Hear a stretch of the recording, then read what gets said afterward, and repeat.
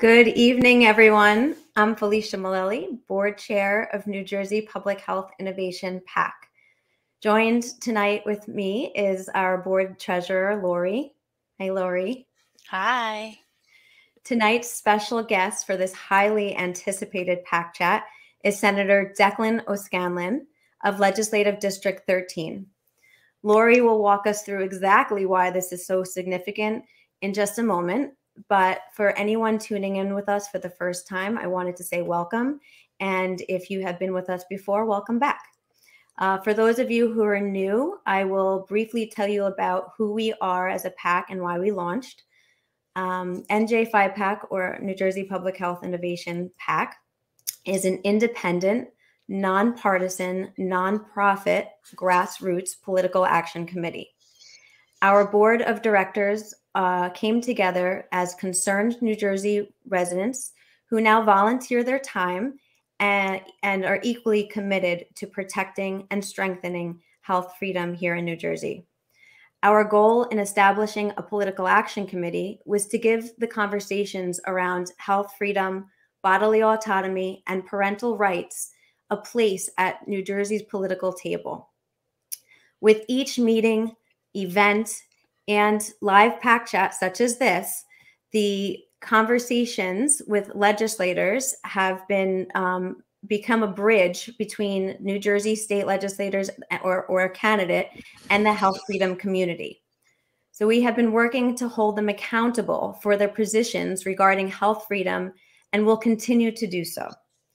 We could not have done so or cannot continue to do so without your encouragement, our connections with you, and of course, your contributions. So we thank you for all of that. We value everyone in this community for doing their part and when and how they have to make this state a beacon of health freedom.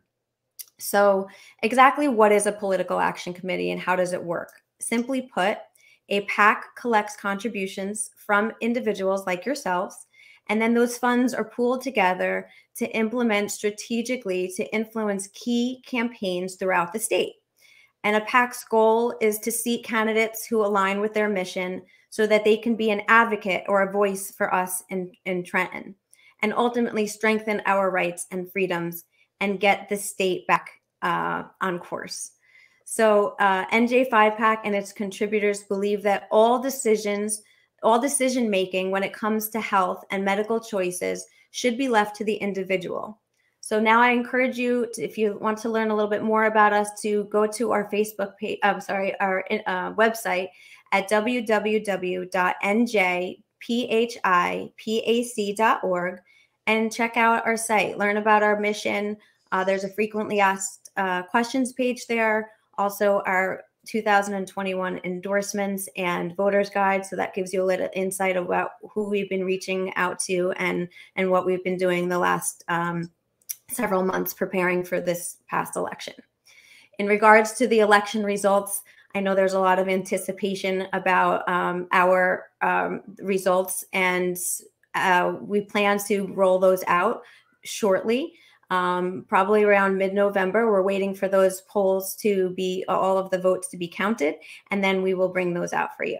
But without further ado, I'm going to pass you on to Lori, and she's going to walk you through exactly why tonight is so significant. Hi, everyone. So we know many of you viewers tonight are new to the health freedom movement. Welcome. We've been waiting for you. We want to give you a quick briefing on why this interview is so significant. In 2019, Senators Joe Vitale and Loretta Weinberg co-sponsored a bill to remove New Jersey's long-held religious exemption to vaccination.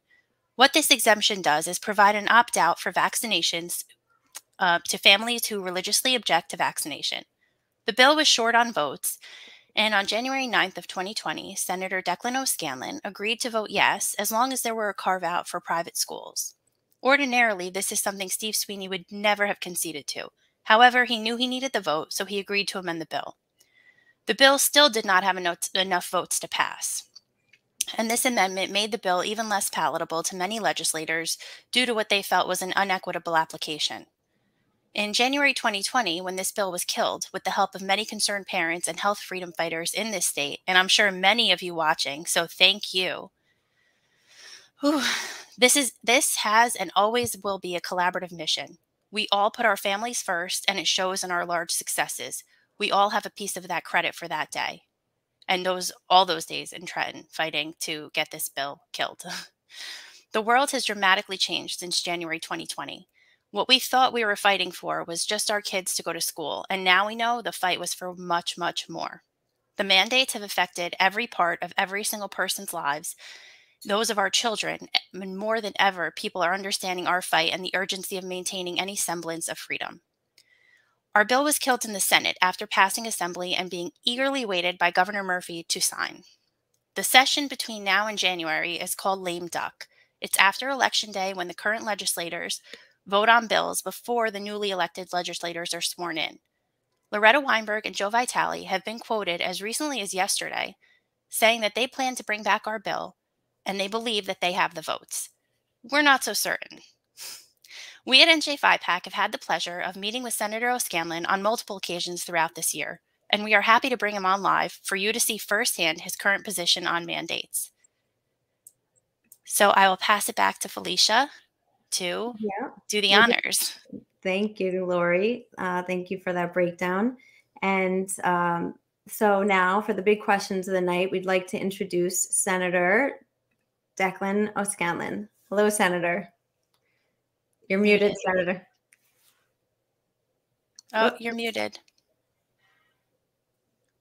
As I said before, there's no IQ test to be a senator. So you know how to work the mute button after 1,000 Zoom meetings.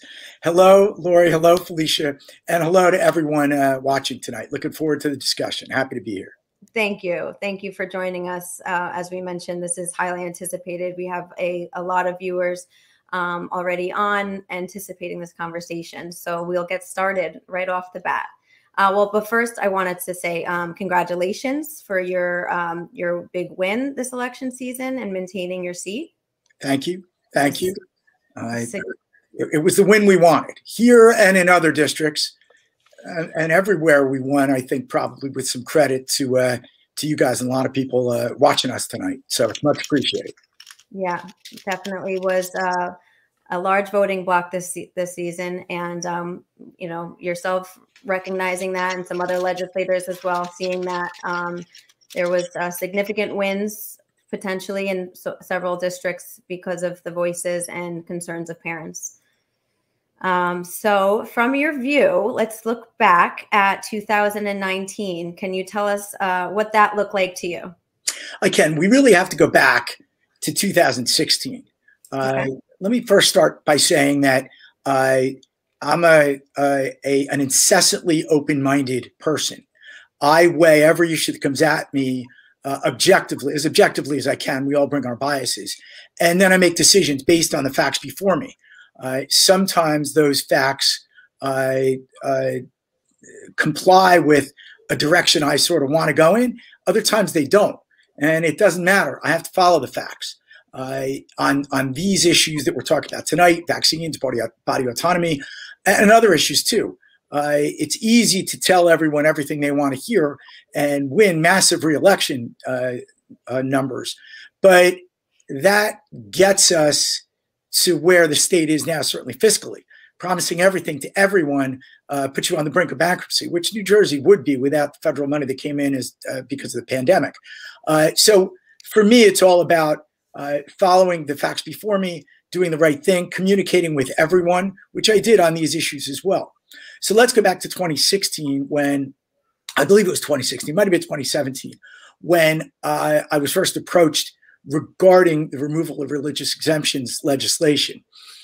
I met with folks on both sides. It was not as heated an issue back then, or people just weren't as aware of it as they have now become because of the next few years' activities and challenges. And back then, I said I would not back it because using fair and reasonable metrics, again, most people use, and for the purpose of discussion tonight, we'll use measles as a barometer. The folks pitching the removal of religious exemptions, so we have a measles problem in this country. Well, if you looked at the numbers over the previous few years, there did not seem to be a consistent issue with measles in this country. And there was not a corresponding increase in vaccine preventable diseases, particularly measles, that coincided with the increase in folks opting out of the vaccines. So they didn't make the case. They didn't win the debate then. And I had folks at my conference tables I am inclined to do from both sides of the issue. And they both sort of made predictions. The folks pushing the removal of religious exemption said, over the next few years, we're going to have a steady increase in particularly measles. The folks who were there against the removal of religious exemption said, we won't see that. It's going to bounce around just like it always has over the previous 4 or 5 years that we're looking at. We then proceeded on the next few years. I wasn't really interested in talking to anyone because the case hadn't been made that year. And until we saw a trend, I wasn't going to reconsider. Over the next few years, and you guys know the numbers as well as I do, we did see an increase every year. And ultimately, I decided, since what the folks who were for the bill to remove religious exemptions said would happen did, the folks who were against it and saying it wouldn't happen, it happened nonetheless. Spent a lot of time, exhaustive amount of time, and the debate was won in my mind. It was funny, just before I made my final decision about which way to go, we're in the midst of it, actually. I had a wonderful Black family and their 4 kids in my office. And it was they who inspired my coming up with the condition that we shouldn't apply whatever we do to anything but public schools. Government funds public schools. Many children have to be in public schools. They don't have a choice. So I felt that made some sense. And that's why I inflicted that condition. If folks wanted to have their kids remain unvaccinated, they should have options. And look, some of the options I envisioned are happening today with folks not even officially forming schools. They're collectively homeschooling their children. Now, I don't want them to have to do that. And we'll talk more about my position in a second, but those options should be there for folks if we ever revisit this issue again. And I think I have good news at the tail end of this, optimistic news for you and for your viewers tonight. But so that's how I arrived at that position. I wasn't bought by Big Pharma. I can tell you unequivocally, looking straight into the camera, I am, and it sounds hokey, I am incorruptible. I don't care how much money you offer me. I'm not going to abide by your issue or your will because of the cash. It just is not in my DNA. My mother, God rest her soul, is in heaven watching me every moment. I'm not ever going to disappoint her. My dad now is too. He passed about 6 weeks ago during the campaign. So I wasn't purchased by Big Pharma. I don't think I took any money from pharma in the last few cycles. I think there was a check for $500 some years ago. Big Pharma didn't purchase me, and nobody can, no matter how much they donate to my campaign. For me, it was just the facts and the metrics that I had set up doing my exhaustive investigation as legislators, I think are obligated to do. Regarding the carve out, the other thing I was accused of was that I was a racist. And that's offensive and garbage. And from a few of the people that were leveling it knew absolutely it was garbage, which makes them liars and makes them inclined to diminish the accusation of racism. So an issue for another day, but it had nothing to do with that. And I resoundingly reject such a classification. So then bring up to 2019, the debate was won by the vaccine concerned. I hope that's a good way to refer to your community. Okay. Look, I don't think I've used the term anti-vaxxer maybe ever, maybe early on when I didn't realize what a pejorative and how disrespectful it was. But I absolutely respect you guys, certainly this organization, but many in your community who were unaware of it, several of whom I sent to you the other day, by the way. So there's respect there. The overwhelming majority of folks who are vaccine concerned are fantastic people with legitimate concerns about their kids, their freedom, et cetera. Completely respect that. There are fringe people and offensive people on both sides of this issue. I have no use for them. But I really respect what you guys have done.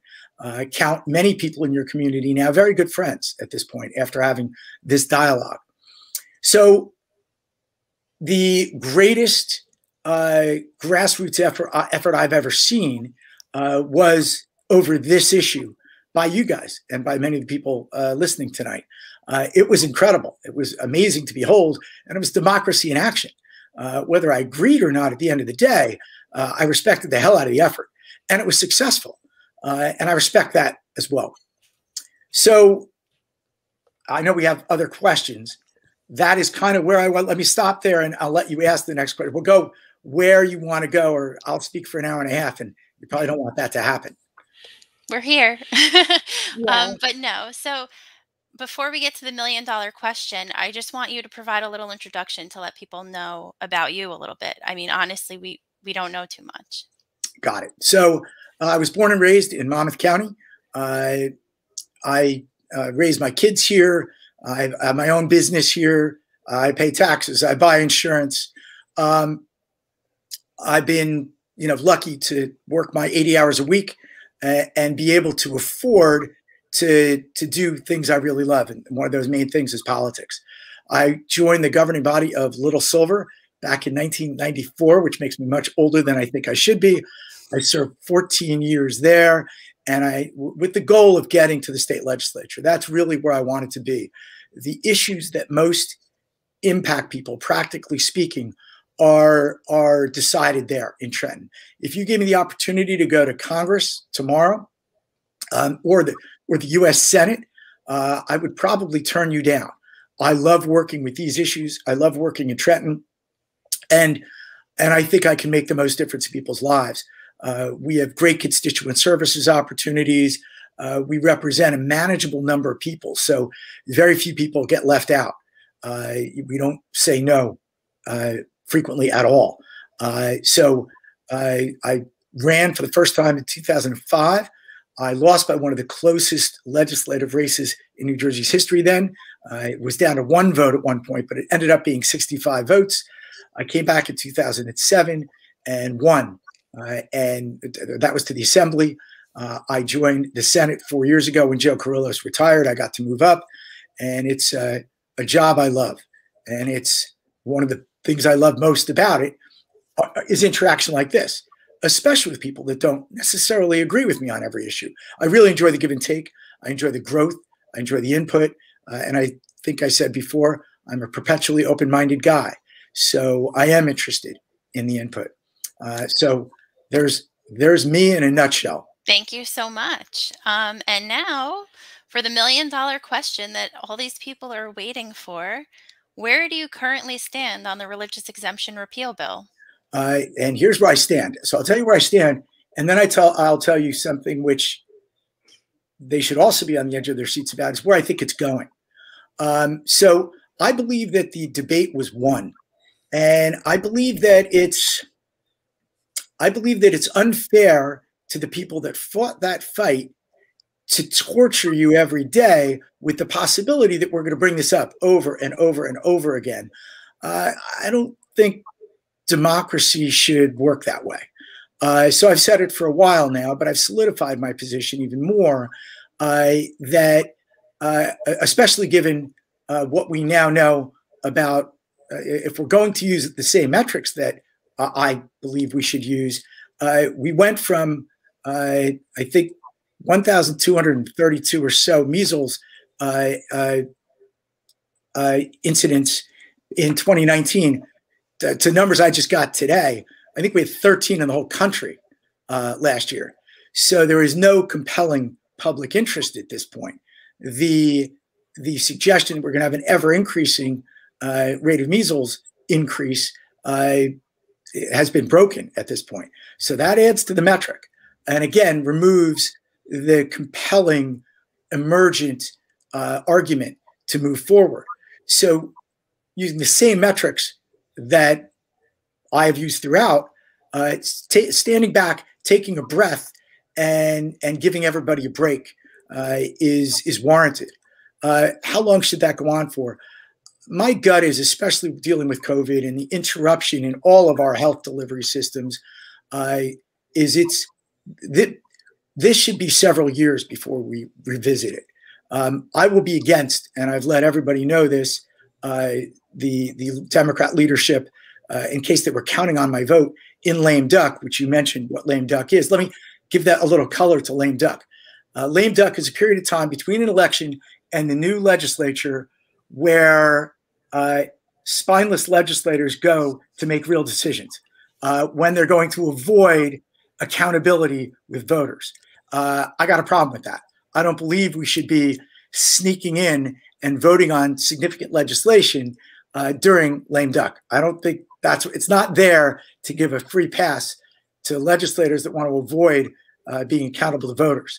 So for that reason, and the reasons I just mentioned, it will not move with my vote. I've made that clear. And look, I disagree with them vehemently on many issues, Loretta Weinberg and Joe Vitale, but I respect them. I am friendly with them.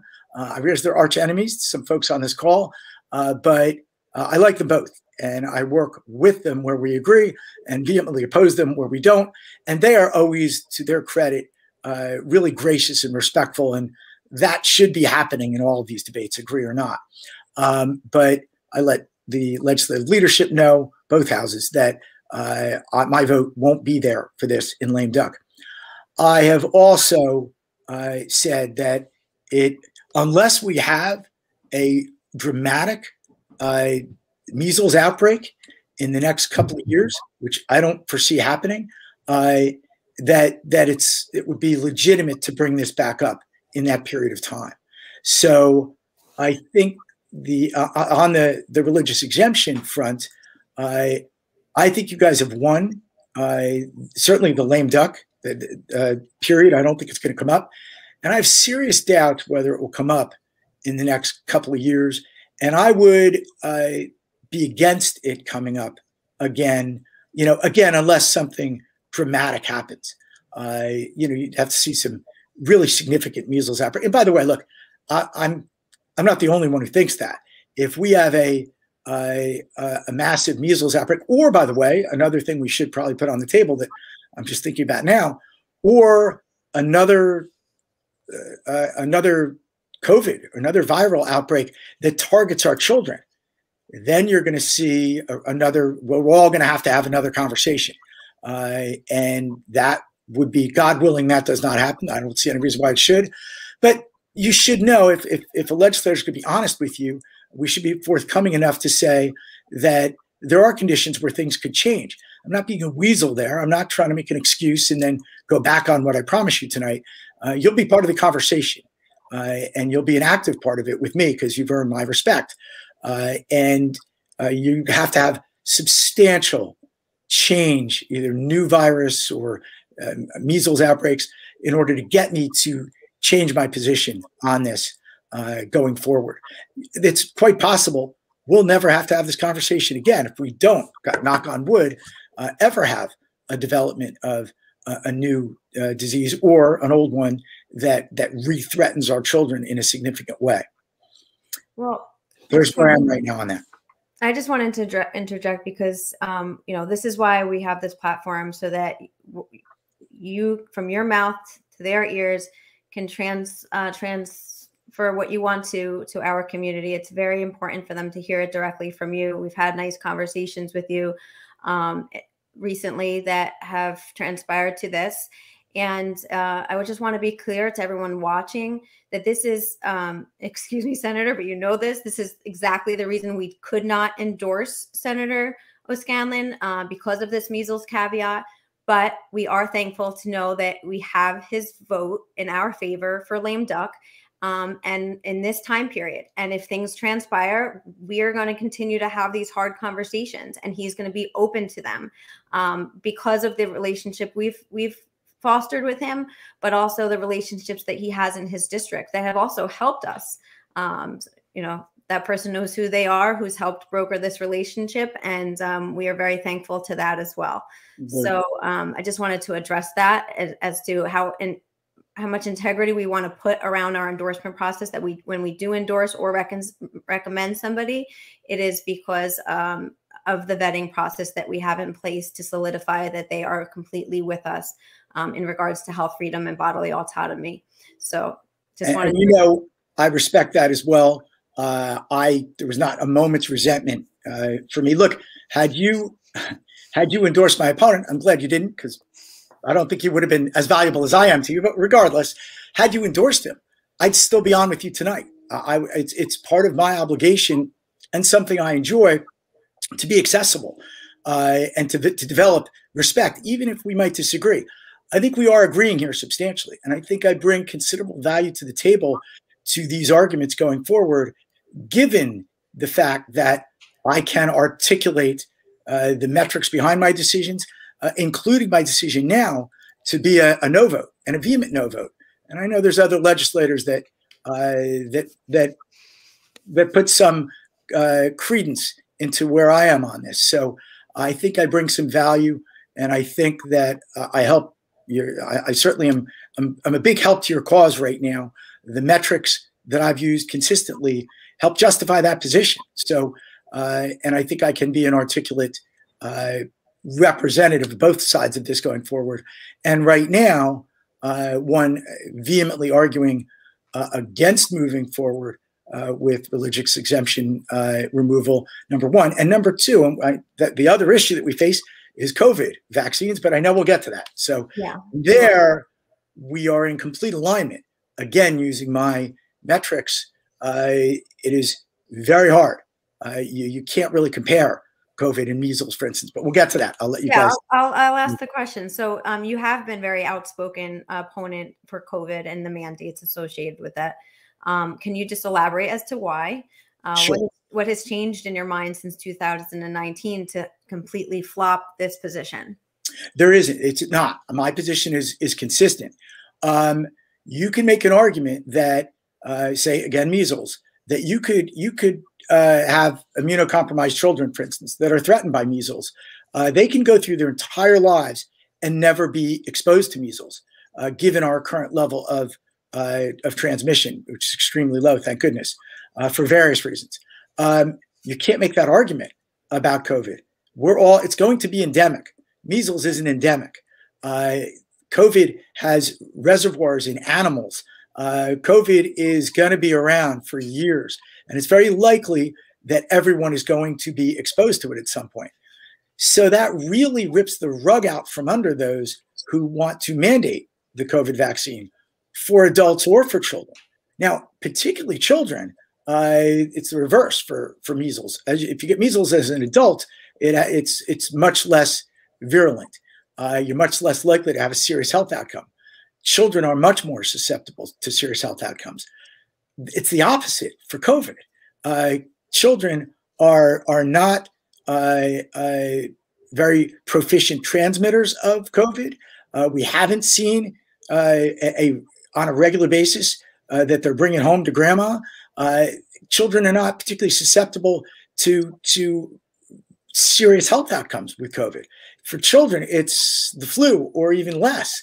So given all of those things, again, using the same metrics I used previously to justify yes vote, there is no justification for a COVID vaccine mandate at any level.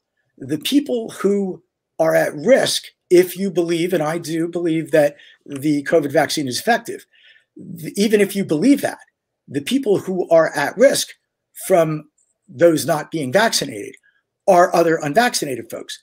Well, there's a big libertarian part of me. That's their prerogative if they choose to put themselves at that risk, at such risk. You also see other things. We have great now antivirals and monoclonal treatments that are going to be game changers as well. So, and that further erode the argument for COVID vaccine mandates. Lastly, there was no precedent, unless you go back 100 years, for government coming in and mandating vaccines for adults. So we kind of made it up as we went along, state by state. And so I get, okay, that is something we, made out of whole cloth. That is absolutely not the case. for childhood vaccinations. Government shouldn't be deciding what vaccines are on a schedule or are not on a schedule. So legislators shouldn't be talking about adding any vaccine to the schedule. That should be left up to ACIP, the Association, I think, for Child Immunization Practices, which consists of doctors and other virologists. And again, agree or disagree with some of their decisions. They've been fairly conservative on a number of things. Would have been easy for them to mandate the flu vaccine every year, for instance. They haven't. They've mandated for younger children who are particularly susceptible to negative health outcomes. So I am doubtful that they would choose, especially an emergency use authorized vaccine, that they would include that as a mandate. Certainly not before the 2022 school season. And by then, we're going to know a lot more. And I believe the indications are that we will only see an erosion of justifications for a mandate of the COVID vaccine to attend school. I can't make promises there. That's a fight for another day. But I'll be right there for what input legislators get in that fight, or because of the reasons I just outlined, arguing against including COVID in the children's vaccine schedule. And we appreciate that. Thank you. So I just want to clarify and summarize quick. You are a no vote for lame duck. You don't think as long as things stay the course, you don't anticipate voting. You anticipate staying a no vote to this bill through this session. And basically, and you're against COVID mandates. People are asking about mask mandates, vaccine mandates. You're against all that, vaccine passports. Yeah. Again, with the COVID vaccine, what's the point of the passport? First off, let's also accept here that I am for recognizing naturally acquired immunity. I'm against mask mandates in schools, which is really the only place we have them now. I think that our colleges are ridiculous.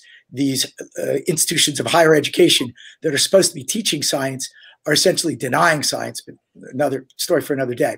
Yeah, I am dead set against those mandates, vaccine passports, masks in schools.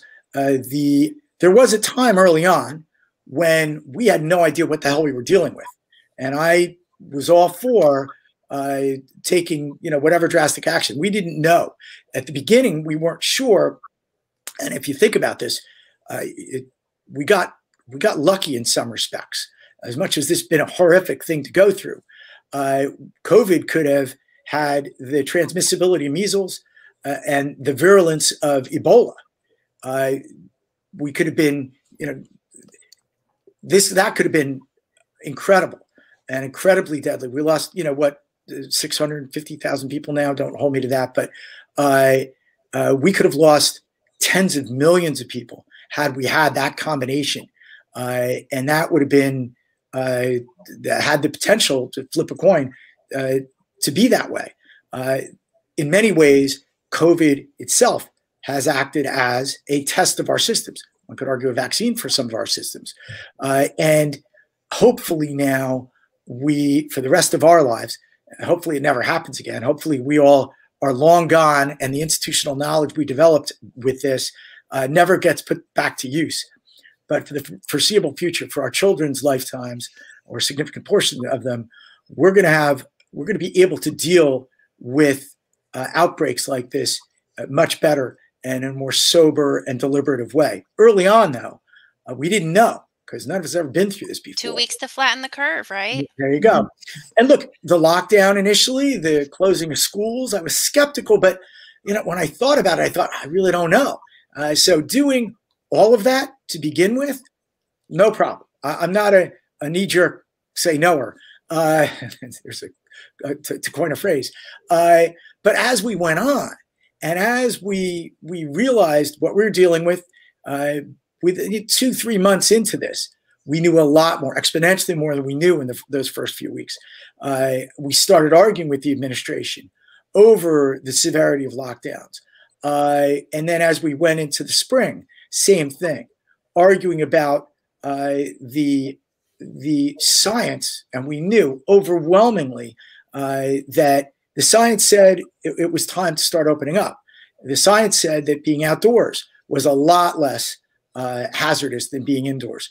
The science said then over the course of that first summer that even being indoors for restaurants, et cetera, as long as there's ventilation and a few other of the precautions, you could open safely to 50, 75%, when our governor had us locked down at 25% for brutal months beyond when we should have, killing a lot of these businesses, killing a lot of these jobs, and there was no need for it. And look, had the evidence been in the other direction, I would have advocated for the perpetuation of such lockdowns. But when we did the math in my office about our surrounding states, just in the Northeast, which were contiguous, so they're similar, that virtually every other state in the Northeast was at 50, 75%, and then 100% opened with no negative health impact. The perpetuation of our lockdown, the severity of it was heartbreaking. And we argued and we won. Actually, it wasn't perfect, but we moved up by months a lot of the reopening. We saved the shore summer that year by early on arguing that we needed certainly outdoor spaces, et cetera, opened by Memorial Day. They were going to go out into July before we really put the pressure on. So we don't get a lot of credit for moving that needle. And I get it. If things aren't perfect, people presume you've done nothing. We have all the way around. And we moved up, as much as delayed, we moved up reopenings of restaurants, bars, and every other small business in New Jersey. So I'm proud of that accomplishment. It's not enough, but we're here to fight the good fight. And we appreciate that. And go ahead, Laura, sorry. Just so everyone watching is aware, there have been many conversations that led up to this live. We've spoken with him at length many times, and our personal board, Medical Freedom Encyclopedia, Melanie, has put together a lot of science for Senator O'Scanlan. So don't think that we haven't spoken about it. It's just not on the live right now. And let me just give you a quick shout out. We did talk the entire board and various members over the past few months. We did a live event with some of the folks in my district. Lori, that's I think where you and I met, and it was a great conversation and led to my real embrace of your organization. It's been respectful dialogue, good give and take, has helped me evolve some of my positions, which I'm. Again, it's a matter of facts and putting those facts together and to work towards logical conclusions.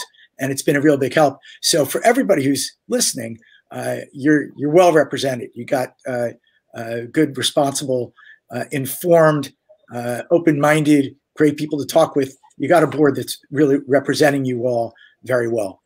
Thank you so much for that. We appreciate that. And we really appreciate you coming on to being open to talk to us and spending all this time really talking to us and discussing fact. And, we're approaching it. We're building bridges. And that's what we really need. And we also, I didn't get to, but we want to congratulate you on your big win. We can certainly, without a doubt, say that you will be the senator for District 13 for the 2022-2024 session. And we really look forward to continuing our work with you. I look forward to that as well, guys, very much.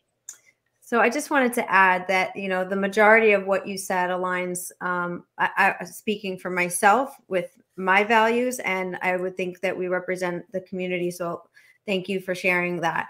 But I just wanted to bring up that something that you said when we spoke last night. I think you might have mentioned it again, but just to reassure us, because we are living with, many of us who are listening in, and even maybe potentially some newcomers are living with some PTSD of 2019, some fear. We were constantly on our toes fighting this fight, and with the election turnout, and then all of the Vitale's article that we mentioned before, that reassurance that you gave us is so speaks so loudly. So if you could just reiterate that again for anyone who's just popped on. Yeah, wherever you are on this issue. Sorry? No. Okay, sorry. Wherever you are on this issue, at some point within the debate over this issue and others, you have to give everyone their due. Here, this issue was won. And it was brutal. I talked to tens, probably hundreds of people around the State House while that debate was going on. And the emotion was, overwhelming and sincere. It's just not fair to continue to hold this like a sort of Damocles over you that could come up at any moment, especially since there is no emergent public health issue at stake here. So I hear you, and I don't think it's fair to torture you guys with this incessantly. For other reasons I mentioned as well, it shouldn't happen in lame duck. And I'm confident. I've spoken to other legislators, so I'm not speaking from a position of ignorance here. I know that several legislators pay some attention to where I am on this, and I've spoken to others that won't necessarily follow me, but are friends, and I don't think the votes are there. So I think lame duck, everybody can breathe easy, have a good Christmas. But I think beyond that, I think there's a real argument here, and I will make it on your behalf and because it's the right thing, that we need to press pause on this and hopefully press stop. We never have to deal with it again. It'd be great if we don't have conditions where you have to have these conversations again. But that's where I'm at. I'm going to be a real vocal. I'm going to be very vocal about these issues, and I speak with some credibility on them, partly because of the credibility I built on the other side back in 2019. Me arguing against these issues coming up now carries some weight. I intend to use that weight to make what is now the right thing happen, and that's to have nothing happen for the foreseeable future. Yeah. Well, thank you. That is significant, and we thank you for that. And I pray that what you're saying is the case, but I'm also going to tell our community to stay vigilant, stay connected over the next couple of weeks. And as always, we will be bringing you the call to actions that you need to be aware of where you need to be and when. Yeah, I just should add, you're absolutely right. So I don't want my words to lull you into a sense of complacency. However, knowing the passion of this group, I don't think that's remotely possible. But don't let it happen. Be out there and let's stay in touch. And look, you know that I'll be in touch with you if I get anything on the inside that seems as if this is going in a different direction. Goes both ways. If you guys get some inside info, I'm willing to go to bat for this and make individual calls, and so you let me know. Thank you so much. Thank you. We really appreciate that, and guys, it's invaluable. This really means a lot to us. I mean, I can speak for myself and probably many of our viewers. We wake up every single day, probably since then. What happened today? What's going to happen today? Can my kids go to school? Can I go to work? Will I be fired from my job? Will I not be able to go to a restaurant? Every day, I never thought it would get this bad in my life. I mean, I thought I was fighting then. Now it's 100 times worse. I don't get a moment of peace, very honestly. I hear you. To have you go to bat for us, we appreciate it. Regarding vaccine mandates, like for restaurant vaccine passports, I think you're going to see, I'm hopeful that rather than see the tide rising here for pressure for such what I think are useless and unjustifiable restrictions, I think we may see pushback in places like New York City. If you believe vaccines work, and those people who are promoting these things generally do, then you gotta use that against some of your own arguments for vaccine passports. If you're up over 80–90% of people vaccinated, and the other 10 or 20% of them, half or more, have some sort of naturally acquired immunity, have had COVID, well, there are very few people at risk at that point. And you need to stop with these restrictions. It just becomes extraordinarily hard to justify, especially even immunocompromised folks can get boosters, et cetera, can wear masks if they choose. I am hopeful we start to see the justifications for these restrictions and mandates recede in the coming months. I'm hopeful that happens. Well, we hope that the outcome of this recent election is a wake-up call to many legislators in the state that the parents' individual health freedom advocates and other grassroots organizations are fed up and put that into action with their votes. And some districts were rocked. Like I said earlier, the probability of the election outcomes are we're not going to speak to those yet at this point.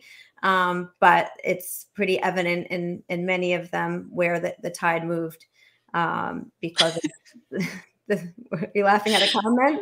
No, I'm laughing at what probably, our groups have done.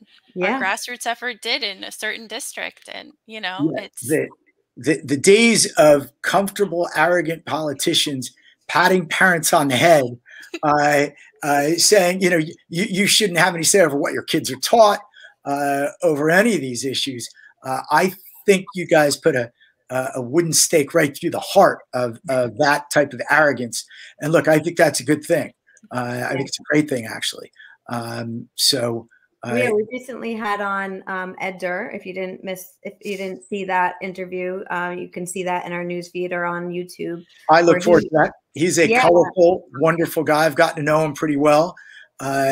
He's a natural. He's going to be a great addition to the Senate. I consider myself, including John Bramnick, the funniest legislator, certainly most irreverent. But Ed's going to give me a run for my money. And I look forward to that, having a kindred spirit. So he recently said, though, he said he knows that the parents spoke in his district, and he's indebted to that. And it's great to have someone like him on our side as well. And thank you for giving us your word and your vote.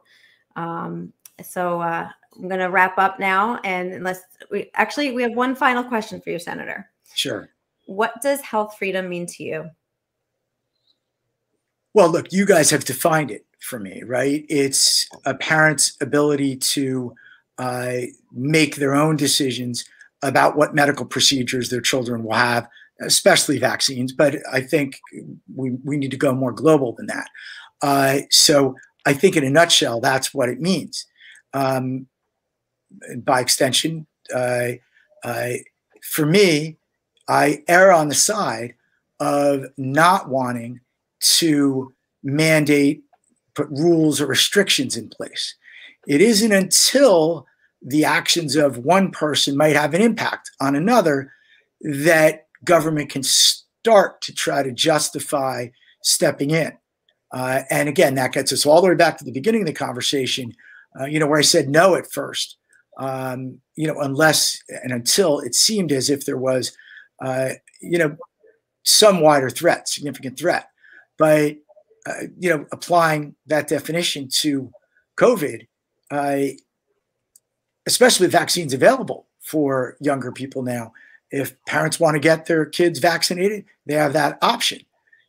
Those who choose not to absolutely should have that option, again, because of the metrics that I laid out before, the parameters that I laid out before. And the kids that are unvaccinated for COVID,